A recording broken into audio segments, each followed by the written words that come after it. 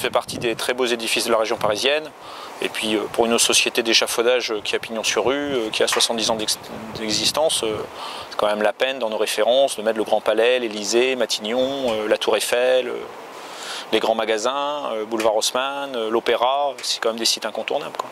Et ça fait donc un appel d'air pour obtenir de nouveaux contrats? Ça fait un appel d'air, ça permet de voir pratiquement toutes les sociétés qui répondent toujours au métier d'art, que ce soit des pierreux, là c'est des verreries d'art ou métalliers d'art, que ce soit des peintres qualifiés, de la restauration des vitraux, la restauration de statues, d'œuvres d'art, c'est toujours un petit peu les mêmes sociétés, hein. Dans chaque domaine, il y a 4-5 sociétés en pointe, et bon, c'est dans ces gros ouvrages-là que vous allez les rencontrer, donc c'est intéressant. Et vous vous imposez auprès de ces sociétés au final comme l'interlocuteur? Comme un des interlocuteurs crédibles sur ce type de dossier où les contraintes sont multiples, quoi.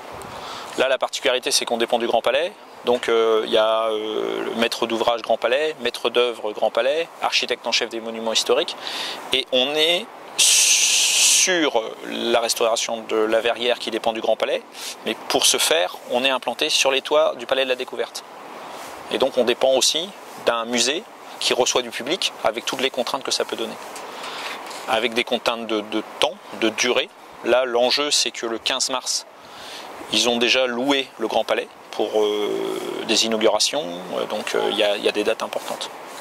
Et pour rester donc justement dans l'idée des contraintes, maintenant on va aborder les contraintes techniques un petit peu du chantier. Est-ce que vous pouvez nous faire un récapitulatif de toutes les contraintes justement que vous avez rencontrées au fil de ces 3 mois et demi, 4 mois? 4 mois. En termes d'études, on a la contrainte d'une grande hauteur.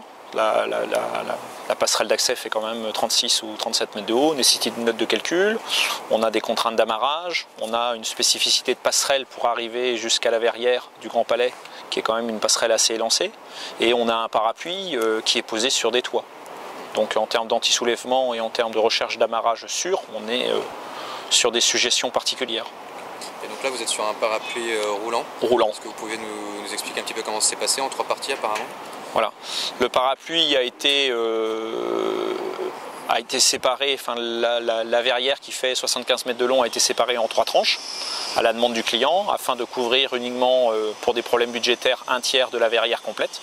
Et donc le parapluie a été conçu afin de pouvoir rouler de tranche à tranche. Il n'y a pas de démontage entre les différentes tranches et il est simplement roulé sur un rail.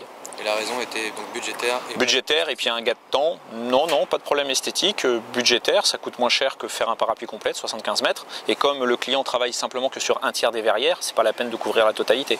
Par contre, il ne voulait pas avoir de rupture d'activité entre les différentes tranches. C'est-à-dire qu'il n'y ait pas de temps de démontage et de remontage. Donc on a opté pour un système roulant, assez simple d'ailleurs, et qui permet de répondre parfaitement à la demande du client.